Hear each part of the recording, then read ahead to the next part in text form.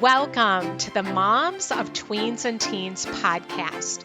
If some days you doubt yourself and you don't know what you're doing, if you've ugly cried alone in your bedroom because you felt like you're failing, well, I just want you to know you're not alone and you have come to the right place. Raising tweens and teens in today's world is not easy, and I'm on a mission to equip you to love well and to raise emotionally healthy, happy tweens and teens that thrive. I believe that moms are heroes, and we have the power to transform our family and to impact future generations. If you are looking for answers, encouragement, and to become more of the mom and the woman that you want to be, welcome. I'm Cheryl Gould, and I am so glad that you're here.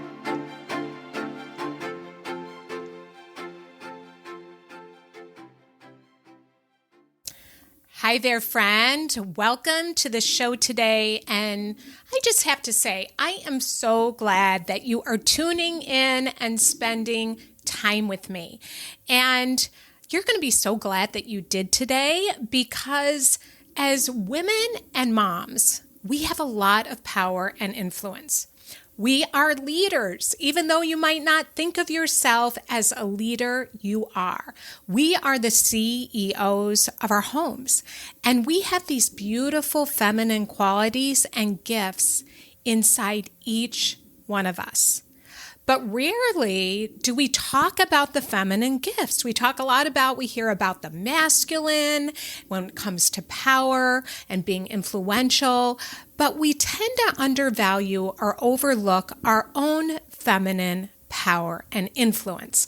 And in this episode, we are going to dig into how to harness our feminine power with my special guest, colleague, and friend, Lauren Schifferdecker. Lauren is the author of her recently released book, She's Not Crazy, Dare to Understand Your Feminine Power for True Freedom, Success, and Influence. Lauren is also a TEDx speaker, CEO, and psychotherapist. She was recently named a top power woman by Sheridan Road magazine and the most influential women entrepreneur thriving in the healthcare system by Healthcare Insights magazine. In this episode, Lauren shares with us how we can embrace our feminine power to find freedom, balance, peace, and success in life. So let's dive in. Lauren, welcome. I am so excited to have you here. And I feel like, I consider you a friend. I consider you a colleague. We go way back. I mean, your dad has been my therapist. He's mentored me. Your mom has been my coach.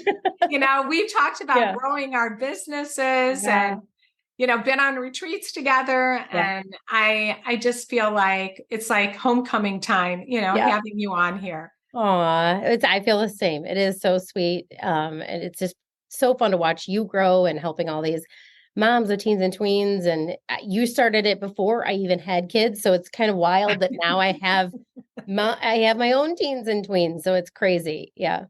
Yeah. And I can't wait to talk about what you've built. Oh my gosh. I introduced you a little bit before we jumped on here, but just your therapy practices just are booming. And now you've come out with a new book, and it's going to be, by the time we go live with this, it's going to be in print. So they're going to be able to get it. And I'm super excited, but I printed it out. Oh, fun. There it is. And you've got it there. So not all of our listeners can't see it, but I love it. I love the cover. She's Not Crazy. Okay, moms, who feels crazy? Oh yeah. And dare to understand your feminine power for true freedom, success, and influence. Yep. That's right. Yeah. So what led you to write this book?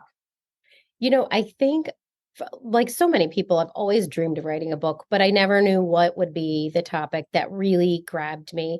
And I feel like this was really powerful because as I've grown as a mother, but as in an entrepreneurial world, I've really like studied all kinds of power and influence and all that kind of stuff. And I've noticed that, there's so much masculine power that is celebrated and studied, and like assertion and being direct and being, concise and having vision and drive and physical strength and all those things. And they're beautiful. Like this is not a man bashing kind of thing, but the feminine gifts, the feminine power, how to lead, how to grow, in our home as women, we're leaders. We influence our families. Set the tone for the home. You know, and there's so much in the entrepreneurial and in the business world as well, or whatever women are working on. I think influence is kind of at the crux of everything. And there's so much feminine value in the feminine side of power that in my opinion, and when I've been doing research, there wasn't enough out there. And so as I kind of developed myself, one of the things I really wanted to do was I wanted to be as influential and successful as possible, but I didn't want to do it like a man. I wanted to do it as a woman and in engaging both sides, my masculine power and my feminine power. So I really believe that we all have this already within us. But I think as women, we often overlook and almost undervalue what we think of feminine power. We kind of dismiss it or play it down. And a lot of times, and the reason it's kind of a, cheeky, silly title, she's not crazy, but so often, I would catch myself being like, oh, I just feel crazy. And when I really dug into it, I realized that underneath the crazy, there's so much feminine power and value. It's just having to understand it and harness it in a way so it doesn't feel so overwhelming, or we don't just kind of write ourselves off as silly or crazy, or I'm just me. So this is kind of my hope, is that it's for women and men, but just that we see more balance and power, but really, especially the emphasis on the feminine side, because it's just not celebrated enough. And it makes a difference in the home. It makes a difference at work. And I really think our world kind of needs more balance in how we have power. So that's kind of it. I love having this conversation. I was telling you, I've never had anybody on the podcast that has ever talked about this. Oh. And I just want to pause on leaders in the family, because I think that, I don't know, maybe I'll date myself, but we think, oh, the man's the leader, he's the leader. Yeah. And I remember one time somebody saying to me, I was looking to my husband to do something, and I was like really frustrated that he wasn't doing it. And they said to me, you can lead in that area. Yes. And I was like, that's an area that you are strong in, that you need to lead. And I was like, what? Isn't he supposed to do that? Totally. But I was like, really? And it got me thinking about that, like you're talking about feminine power. So when you think about the difference between feminine power and masculine power, can you speak to that a little bit? Like, what's the difference? Absolutely. And I mean, and this is sort of like a matter of my opinion, but when we look at masculine power, and I love what you're saying too about your husband and you, that's really the whole idea is the balance, right? So there's areas that the masculine power is essential and it's beautiful and it leads, but then there leaves room for there are areas and there's times where the feminine power can lead and be beautiful. So at the very crux of everything, when you look at masculine power and feminine power, if you look at even just like physical intimacy, like how is a baby created? A man is assertive. He drives forward and a woman receives. A woman has to open herself and receive. And that takes a lot of strength and courage and vulnerability. You have to surrender in a way. And I think sometimes we look at that as like submissive or as less powerful, but it's actually very, very powerful. There's so many areas where another thing about women is like it's creating space, holding space. Our physical bodies are the epicenter of creation. We hold two cells together, and in 9 months' time, give way. We create space, we protect, we nourish the baby, and then we give way and birth new life. And whether you've had a baby, whether however gender you are, whatever you feel or whatever you're born with, this is even for men too.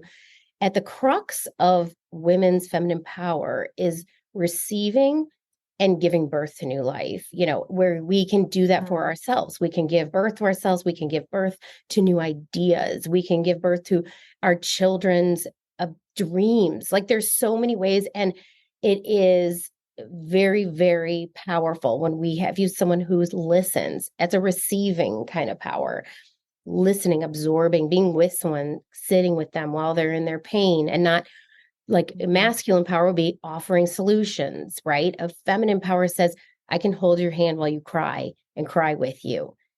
I can sit with you and allow you to figure this out on your own and believe in your strength that you have. I don't need to fix it. So those are again, it's not right or wrong, but I think that we sometimes look at that as submissive or that we're not the leaders, but women truly, we lead the tone of our home. Think of any morning with your family bustling around. If mom's in a bad mood, it ripples through the whole family, and that could be said of anybody, but there is something very quintessential to women's setting the tone of the home and setting the tone for the growth in the home and all of that kind of stuff. So I think when we look at the masculine versus feminine, I don't think, and I myself kind of didn't look at it as strong, as fiercely strong as it is to be able to receiving compliment, receiving love. It takes strength. Receiving, even in the intimate setting, receiving, it creates, you have to be so strong and trust your own strength to be vulnerable and to surrender and to be just still and quiet. Like there's so many things like that. I just love the idea of women harnessing it and expressing emotions too. One of the things I started off the book, I'm like, have you ever been like pouring your heart out or crying or really emotion? And then someone asks you, are you getting your period? And it's like, oh my God, it makes you so crazy. It makes me crazy. It makes me feel so upset. And by crazy, I mean upset. Because you're like, no, I feel this way and you might be right, which is the most infuriating of it all. But I always say, but we're not crazy. It's not to be discounted what we say. Yeah, we have feelings, but it's like embracing our emotions and embracing, our ideas and our feelings. All of that is a very, very powerful tool for us to tap into rather than be like, crap, they're right. I am getting my period and I must not have meant what I said. No, both can be true. You can mean what you're saying and you can be hormonal or you could be going through menopause or whatever it is. Both can be true at the same time. I think hormones are more like a microphone. Something bothers you on any other given day, you might say something, but then when your hormones are kind of kicking into gear, it's like saying that same thing, but it's into a microphone, much louder, draws more attention to it for yourself and other people. But just looking at it is not something to be embarrassed of or diminish I've done that before where I'm like, God, you wake up the next day and you're kind of like, did I mean that? I did get my period. Like maybe I was just too silly. It's like, no, I can mean it. And you can still go back and repair and say, maybe that came across too harshly, but both can be true, Yeah. Gosh, I love the part about how the feminine power being receiving, and you have to be brave. Yes. It does take it. You do have to be brave. You do have to surrender. Yeah. And that can feel weak. Yes. And so you're shifting our mindset around how we view it. So yeah. I wasn't originally going to ask this, but I have to ask, how do we get in the way of embracing our feminine power? Because I have a thought, but I want to hear what you have to say. I think when I look at it, I think one of the things is just that we haven't studied it enough and we haven't celebrated it enough and understood it. So, in my own life, when there's been times where I feel like very emotional or, my kids will tease me, oh, mom's crying at a commercial and I kind of feel silly or, weak or, and I realized, I think part of it is owning it and seeing that as a power. Like, actually, this is great. My kids are seeing me feel. My kids are seeing that something on TV, if it's a commercial or like a quick, oh my gosh, the Instagram reels that I'll watch. I'm like, oh, especially on the dogs. I'm like, they're so cute. They'll get me crying. And it's like, I can show them that like I can be brave and strong and cry. And even if no one is crying with me, I can hold my emotions and it's a beautiful thing. It's not an embarrassing thing. So I think we often, I mean, there's probably many, many ways, and it's probably unique to each human, but I think a lot of times we just dismiss ourselves. We dismiss the things that actually are hidden powers, and we kind of feel we play them down, or we feel silly, or we just don't even look at it that way. I think a lot of it's just perspective. Yeah. That we don't, we feel like we have to apologize is Yes. like we're Yes. feeling emotional Yes. and, oh, I'm too sensitive. Like I heard that, Yes. a lot. You're Yes. too sensitive Yeah. Yeah. versus, I can feel, and that's a beautiful part of who I am. Yes. And that's a strength. Yeah. And I know Yeah. a lot of moms are very comforted by that. Yeah. Yeah. So you chose to call it, uh, She's Not Crazy. Yeah. So how are you crazy? Like, Oh how my do you gosh. feel How am I crazy? not? How am I not? Oh my gosh. I think it's funny. My kids will always be like, Mom, you're so like all over the place. And I said, you know what? I'm passionate. And so I started saying, I'm not crazy, I'm passionate. And I said, that's the price of passion. Now, not everybody, I do have a personality. And I said, I always describe feelings like you're on a swing. So when you go forward, you feel so good. Your feet are going to the sky and they feel like you're touching the clouds. And then you go backwards, but backwards, it's a little scary. It's like a little unnerving. You don't really necessarily know what's behind you. And like, so in the analogy of feelings, the degree that you go forward is, I think of as kind of like the joy, the bliss, the excitement, the laughter.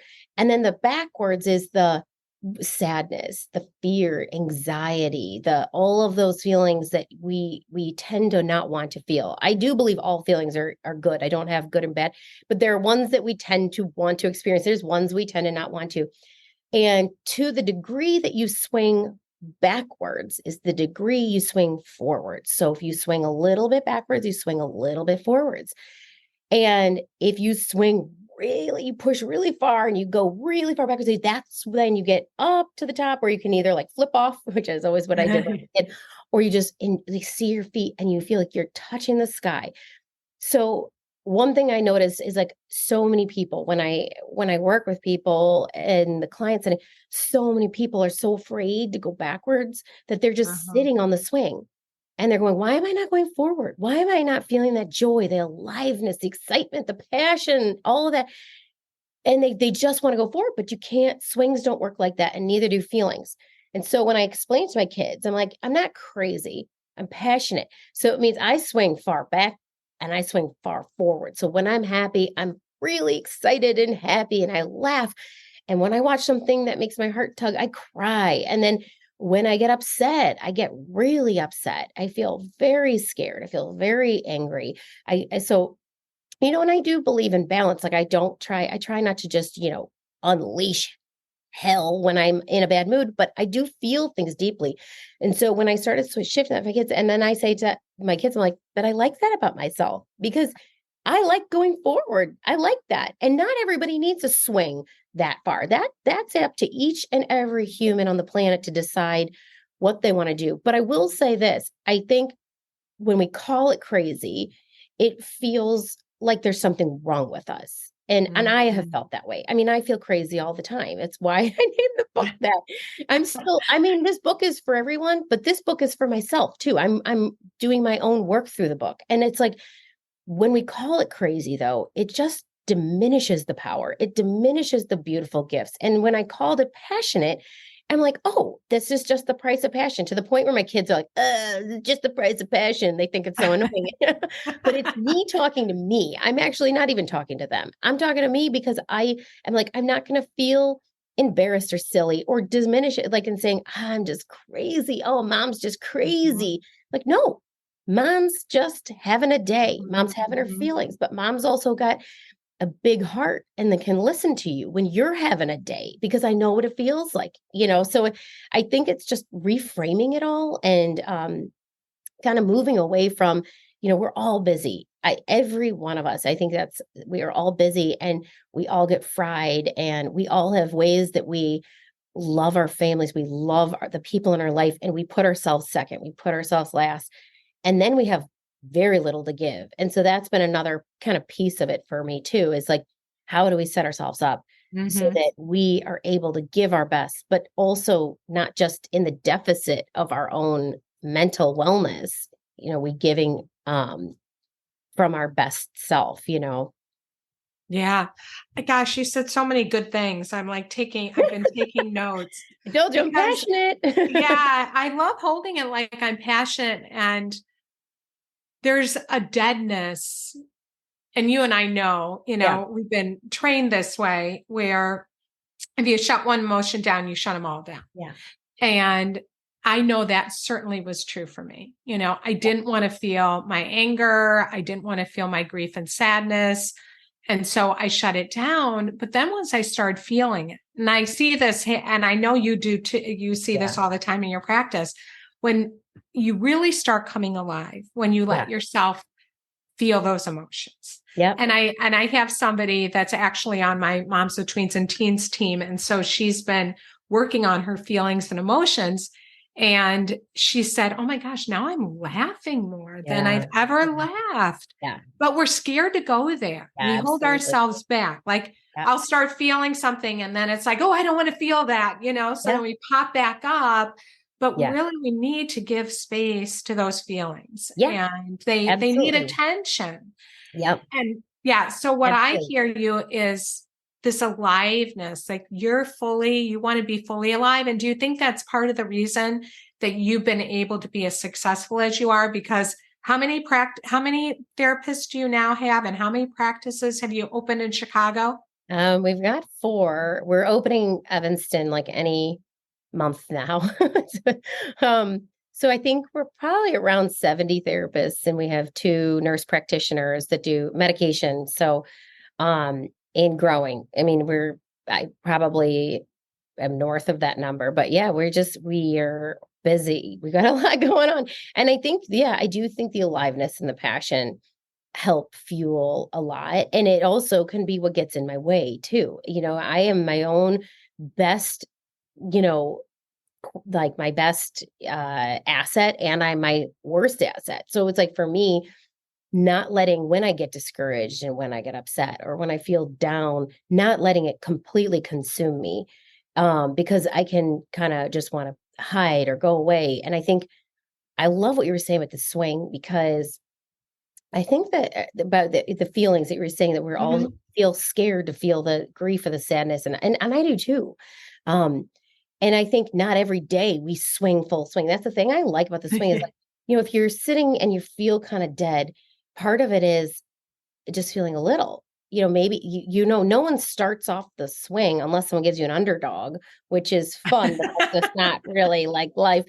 You start off by swinging back a little and you swing forward a little. And then as you get comfortable, you can go a little bit more. And then if you feel like you're going too far and you want to slow it down, you can kind of slow down the pace, but you pump a little slower. So not every day is a full swing, but I think it is the idea of like that.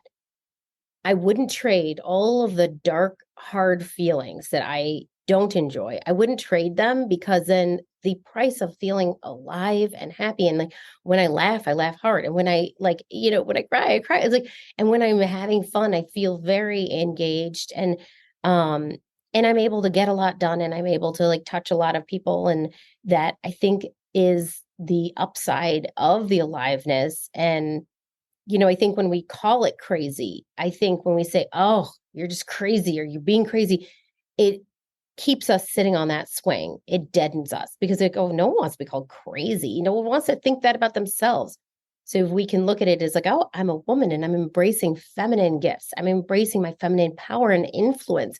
I'm influencing my family. I'm influencing the people I work with and the people I, stand in line at Target with. You can influence people around you. Um, and I think when you embrace that you have that power versus just saying, oh God, I'm crazy, or I'm just too much, or I'm too this, or I'm not enough. And all those things that keeps us sitting on a swing, scared to feel anything. And then we're just numb. And I think I just have seen for myself and for people I work with, when you allow yourself to feel and live, it's just life is so much sweeter and you have more to give to the people around you. Yes. Oh, for sure. And this might be new for our listeners talking about feelings in this way, because I certainly know it was for me. Yeah. And then it's like, what do you do with them? But Yeah. you have a map that you use in your book. Can you speak a little bit about that? Yeah. How to just nurture your feminine Yeah. power and to find your passions. So what does that look like? Yeah. So, I mean, basically, I put the book into three different kind of categories. So there's chapters in each category. And then the first one is about relationships. The other one is about success. And then the third one is about, oh my gosh, now I have to look and remember what it is. Life. So, oh no, sorry, vulnerability, relationships, and life.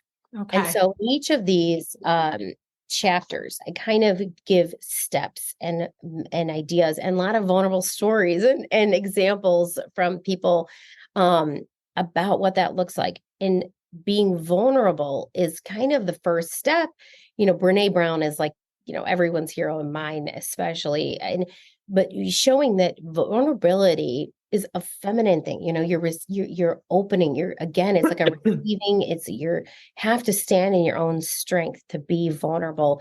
And that is really the key that unlocks so many of the other powers. So then again, throughout the thing, then we talk about relationships and how do we bring our feminine power to relationships. So that's kind of the second piece of the map, if you will. There's actually no real map. And now I'm thinking maybe I should have one, but it's kind of a metaphorical one. And then the last one is life. Like, how do we bring all of this together for our own life, for our own influence, for how we want to have success and how we want to live on this planet with our short, sweet time that we have?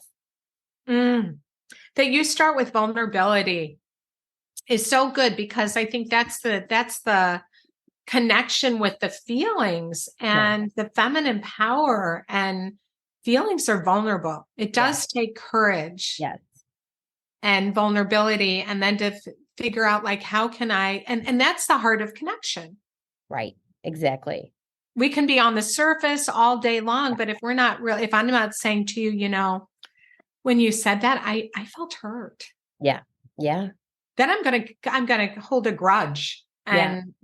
and then I'm gonna build my case, and I'm not gonna Yeah. if I don't tell you, and then before you Yeah. know it, I mean, I just think of all the relationships before I learned this that I was kind of like, see ya. Yeah. Absolutely. Yeah. Absolutely. Absolutely. It's like, I'm going to take my toys out of the sandbox and go home. Being vulnerable is engaging. And there's a way that we can do that in a very feminine, beautiful way, where it's like masculine way of doing it. And sometimes that's needed too. But the masculine way is like, you're out of line. You did this and this and da da da.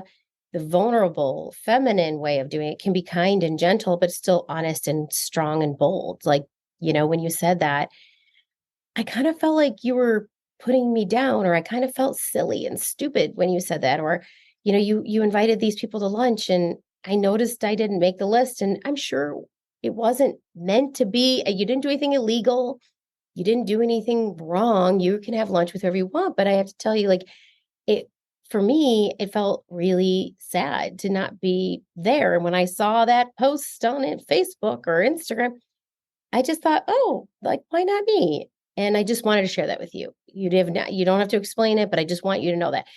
So like when we start talking like that with each other, we can be gentle. We don't have to say, you did something wrong or your kid did something wrong to my kid. There's a Mhm. way in which we can honor our feelings and honor our experience and still extend grace, and say, you probably didn't think of this way, or I'm sure you didn't wake up and say, how can I hurt her feelings today? Or, we can extend grace, but also like let people know where we're at. And that's where you start seeing, is this a person that I can vulnerably trust, and can our relationship develop? And when you find those people, it's golden, because then they'll tell you if you misstep. Otherwise, the relationship is just doomed to end. And Yeah. it's going to inevitably lead with you or someone else emotionally shutting down or just drifting. And sometimes that's the right move for a relationship, but I think there's so many that that's not necessary. You could have so much more fun and connection, but it takes a lot of guts. It takes a lot Yeah. of bravery Yes. to be that vulnerable. Yeah. And you're saying, I'm telling you this because you really matter to me. Yeah. It's really the essence of it. Yep. And, letting them know how you feel. And it takes a lot of courage. And, being a psychotherapist and working, you work so much with moms and also with teens, with adolescents. It models it for our kids. Absolutely. Yeah. And so then they learn how to do it Absolutely. and be able to have those healthier relationships Yeah. and in their I always, lives. I always say your kids are not listening to us. They're watching us, Mm. we give such great advice to our kids. And I know I'm guilty of it myself. Like my daughter will have a little, scuffle with a friend. And I'm like, oh, you should blah, blah, blah. And I'm like, do I do that? Like, and so I've really challenged myself to be like, if I want to give advice to my kids, I have to pull the rule that I gave myself, that it has to be pulled from an example of a time that I did that. So Mm. here's what happened with me and my friend, like, and I'll tell my kids, like, here's something I'm going through right now, whether it's with, a friend or a colleague or at work or stress that I feel. And I say, and here's what I'm doing, and let them actually give me advice. Like, it's really cool. You start building a bridge rather than becoming a candy dispenser of advice that we don't take ourselves. And you get so much more credibility. So if I want to say something, well, you should just tell her that you're blah, blah, blah, blah, blah, blah. I think to myself, have I ever done that? If I have, then I tell her about it. And then I tell her how it went. Did it go good or did it go bad? Then but if I have something I want to tell my kids that I haven't not living or haven't tried myself, then I'm missing out on the fun too. And they see through that. So they're listening to you a little, but they're really watching you. Like, how do you handle it? How do you handle things that you're stressed out with, and challenges that you're facing in your life? Yeah, I love the candy analogy. I'm thinking, and they usually don't want that candy. No, they As don't. much as they might like that, like candy, they're not going to like our candy. I So know. when, So when true. we want to give, advice Yeah. and they don't want it. Mm. It usually falls on deaf ears and doesn't work, Yeah. especially when you're tweens and teens. Oh my gosh. And in fact, I worked a lot with parents around this. I would have a mom come in and say, oh, my daughter is dating this guy and he is just bad news and all this stuff. And I'm listening and I'm going, oh yeah, he is bad news. And she's like, I just been telling her, like, I'm trying to show her all these things, these red flags and this and this and this. And she's, whatever. And I said, listen, here's how it is in the mind of an adolescent. Their job is to detach from you. Their job is to become an adult and go fly off, and their peers become more important. So anything they say trumps you. Their 13-year-old advice trumps yours. You're like, oh my gosh, like that's crazy. And it is. But I said, if you really want to make a connection with your kid and you want to make a point, one, tell a story from your own life. But two, I said, think of it a little bit like the opposite game. So you say go left, it's not because they're defiant, and it's not because they're jerks or they're terrible. Their brain is wired, and it's a beautiful thing. It's what they're meant to do. Their brain is wired to go right. You say left, they go right. So I said, if you want her to get married to this guy, keep driving the point home that he's a bad guy. If you want her to go to prom with him, you keep it up. You're on the path. So if you want her to see what you see in him, take a step back. And if she complains about him, just listen, or just say, well, and I said, this is radical. And I know this sounds weird, but you could almost take the opposite thing and say, I don't know, I'm sure he didn't mean to kiss your best friend. Maybe it was just a mistake. I mean, and that's a little bit out there, but like, but it's just like, but don't buy into it. Like, oh my gosh, I told you he's such a bad guy and blah, blah, blah, blah. You want to kind of just take a step back and realize that their brain is beautifully designed to reject your advice. So you got to come at it from a different angle, because what they want to do is become an adult. So you start talking to them like an adult. What do we do with adults? We talk about our experiences. We talk with respect and believe that they can make a decision on their own. And if that doesn't even compute, then I just say, think about a time that you were talking to a friend or your husband or your partner, and you're like, something, is bothering you. And they're like, well, have you called? Did you try? You know what? You should do that. And you're also like, oh God, it's so insulting. So you're like, yes, I know how to fix it. And I don't need you to do it. I definitely don't need you to tell me how to do it. I just want you to listen and confirm how frustrating this is. That's all I want you to do. And our kids are doing the same thing with us. The minute you start dispensing advice or nuggets of wisdom, you have lost the game with them in terms of winning. They're having your influence and having them trust you as a person to go to, because it diminishes. First, they're not going to listen to what you're saying because their brains are wired not to. Second, they're not going to see you as someone comforting to talk to. They're going to see, my mom doesn't get it. She just doesn't get it. You're a different generation. It was different for you. You guys didn't even have cell phones. You're old, Yeah. It does. It backfires every time. And you can just see it in their body language. Oh, all of a sudden their head starts, if they're in the car, they're looking out the window. They're like as far, try to get away as far as they can from you. And the unfortunate thing is that as mothers and as women, the advice we're giving is usually great. The problem is they're not going to take it. So it's like, you got to kind of come at it at a different angle. Or even with, what do you like about him? Like get them to think about what they think. Yep. Yeah. Versus telling them what they should think or what they should say. I love it. Gosh, he reminds me of a boyfriend I had. Oh, didn't go well. Well, if you want to ask more about it, I'll tell you. Otherwise, I won't, Yeah.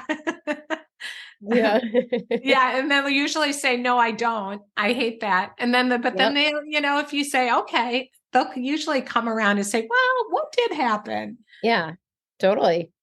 Yeah. So we're not trying to stuff it down their throat. Yeah. No. So you talk about, and I want you to, end on this note with just the importance of feminine power and boundaries, loving boundaries. And so how does that connect? Yeah. So boundaries are the thing I would say I have struggled with the most in my relationship with myself and with others, because we're caring, right? And that's a beautiful thing and it's a wonderful thing, but we put others first. If there's someone needs something, we'll do it for them first and ourselves last. And the thing is that I really think that it's something important for us to harness as a feminine power is to set these loving boundaries, because when you're worn out and when you feel like run down, you're not doing anyone any favors. The times that I snap at my kids or say something or do something I regret is always when I feel I'm not taking good enough care of myself. I'm not setting boundaries. Like, can you get this? Can you get me a water bottle? Can you do that? And I'm like, yeah. And all of a sudden I'm like, and stop, and it's my problem because I didn't set the boundaries and I'm going to take care of myself. The way that I look at it is like, I would say you cannot water the garden with an empty watering can. You have to put water in the can. Otherwise you're just kind of holding a dry can around. And I think so much of us, one of the most beautiful things about women is that we want to give, we want to help, we want to nurture. But in order to do that, we have to fill our own tanks. And so with boundaries, I kind of go through some hacks on how I have learned how to do it. Because when I hear boundaries, I think of someone being cold and hard and rude, you know what? I'm sorry, you crossed my boundary. You can't do that. Or no, I'm not going to be able to come to your event because I've got boundaries. And you're like, ugh, it just feels so yucky. And I think the real intent of boundaries is that it's loving, and that it's loving to others, it's loving to yourself. And there's ways I have figured out with working with clients, but also doing it myself, anything in this book, I've done myself. I've practiced myself. I've done myself. Um, so walking through, like, how do we set boundaries that are loving? And, some of the like quick little tips that I have in the book and I go into further is just like, one is I work this out with my own therapist, is that I never say yes immediately. But that doesn't mean we have to say no immediately either. You can say, okay, so someone invites you to their birthday dinner. That's very like, I'll respond, oh my gosh, thank you so much for inviting me. That sounds so fun. Let me check my calendar, or let me check my kids' calendar, my husband's, and get back to you. But like first is like genuine like excitement. It's not like, I don't know. I've got to check, I've been so tired. I'm run down. It's like, we don't have to do it like that. You can be very kind and excitable about it. And then the second step I do is I do this thing I call a pretend no. So then when I'm reflecting, I say to myself, no, I'm not, and I just try it on. I just say in my head, no, I'm not going to that birthday dinner. And I think it through and I think of how I would say no and how I would do all this stuff. And then I sit and I think I notice how I feel. So do I feel relieved? Do I feel conflicted, guilty, anxious? These are signs that maybe that dinner is not for me, not this time. Um, but then when I say no, and in my head, and I really think it through, like this is how I'd say no. And I think if I feel kind of like, oh, you know what? I actually do want to go. I'd like to go because I wanted to ask, whatever. And you start and you can feel the yes kind of coming around. And then I walk through a couple other steps and I won't go through all now, but like of when you say no, how do you say no in a way that enhances your relationships, but also takes care of yourself? So there's a lot, no one likes being told no, but it's like, how do we say no in a way that, honors that person? Like, oh my gosh, I'm so grateful you invited me to your birthday dinner. That is so nice. I unfortunately am not going to be able to make it this time, but please, I'd love to get together another time, or please keep me in mind for the next, something like that, where it's just basic, but it's still kind and authentic and genuine. This finding something true and real to you. I mean, not saying things you don't mean, but not just being like, no, and then you go through your laundry list of reasons why. No one likes that. It doesn't feel good. Mm-hmm. Yeah. I'm thinking, I mean, that is just such a diamond in your book to be able to like unpack that alone. I'm Yeah. sitting here when you said the tired part, I can Yeah. see that. I think I give that off sometimes to like people that are closer to me. It's Yeah. like, I'm so tired. Yeah. So don't ask Yeah.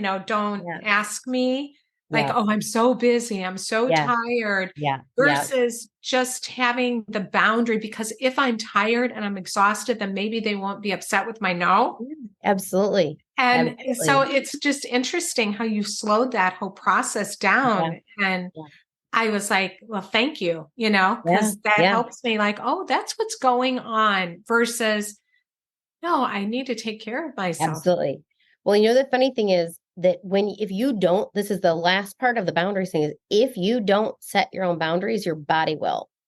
And I said, when you're running thin, or this is how it is for me, and I've seen it with other people too, you get a migraine, you get sick, you get a virus, you get an ear infection, you injure yourself. Like, how often have we had a clumsy thing? You burn your hand on a curling iron, or you roll your ankle. I always say, like, listen, as some accidents happen, and we're all going to get sick.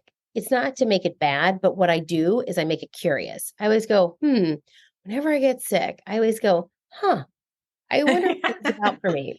Because I'm like, ooh.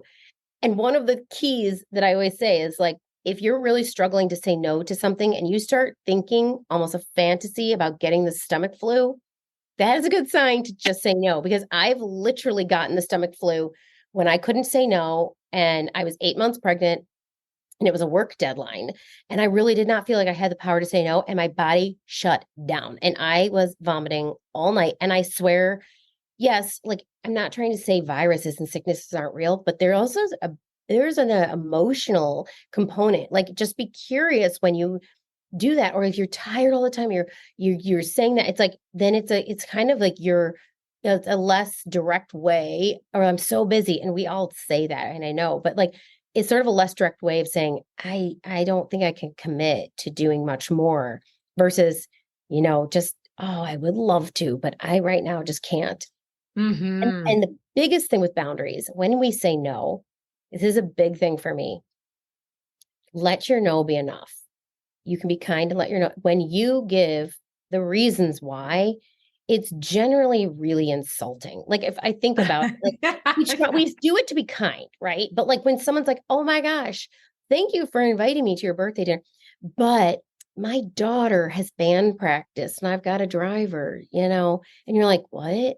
Or I'm just so tired. And then you see him doing something the next day and you're like, "Wait a minute." Like usually, unless the excuse is like a wedding, a hurricane, a fire, or like something like very large, they're generally you're telling someone where they line up on your thing. Like, oh, I've got to, like the funny version is I'm going to wash my hair. Like that's not real. But like when someone's like, oh, I've got a hair appointment, I can't move. Ah, You're like, what? I'm less important than your hair appointment. I'm pretty sure they are flexible and you have enough time to make a difference. And it's like when it's okay to put your hair appointment over what your friend is asking you to do. But when we give all the excuses, it minimizes our power and just saying, I'm trusting myself, I'm trusting my boundaries.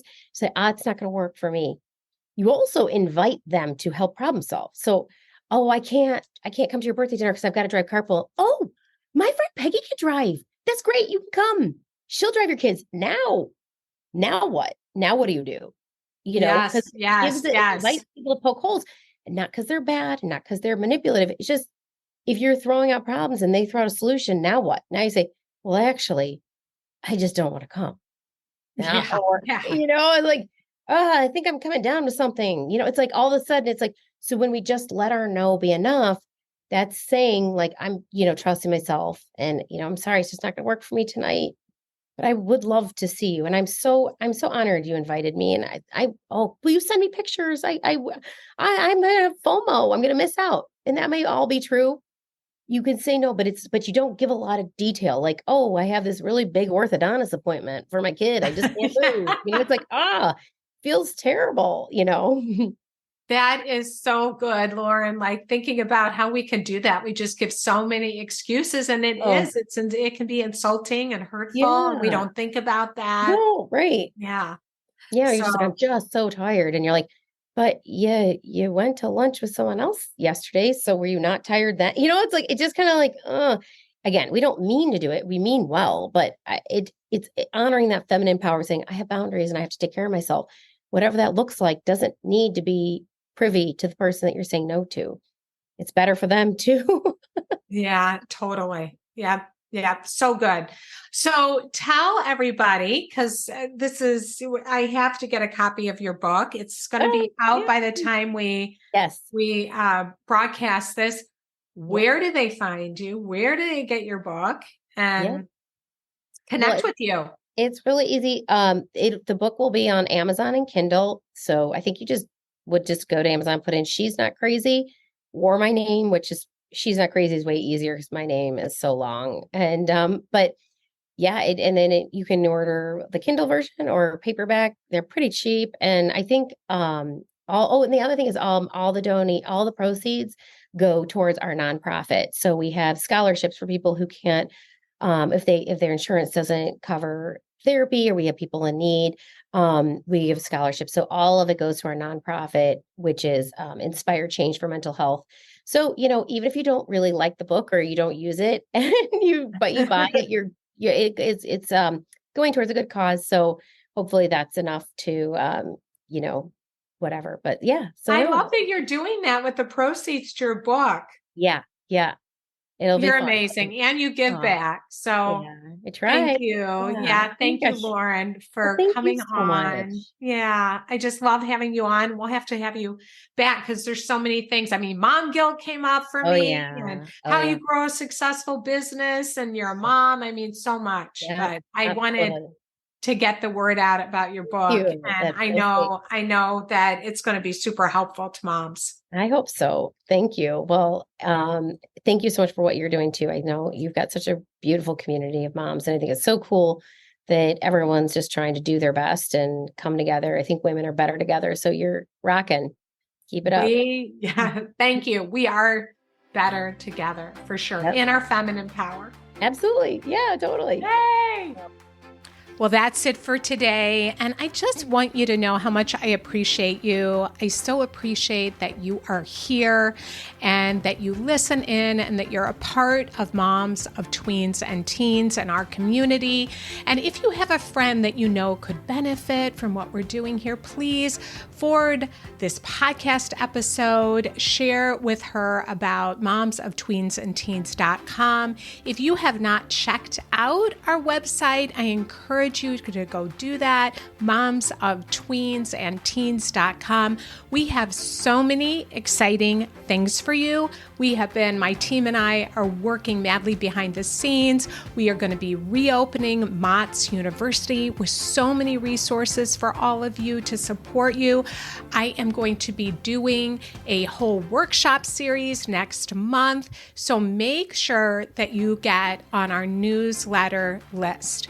And if you want to reach out to me, you can just reach out to me at Cheryl, Sheryl, at momsoftweensandteens.com, and you can connect with me there. I also do almost every Wednesday, a 9 a.m. Facebook Live on our Moms of Tweens and Teens Facebook group, and you can submit questions and I answer them during that time, and that's 9 a.m. Central Time on Wednesday. So have a great week, and I'm looking forward to connecting with you next week.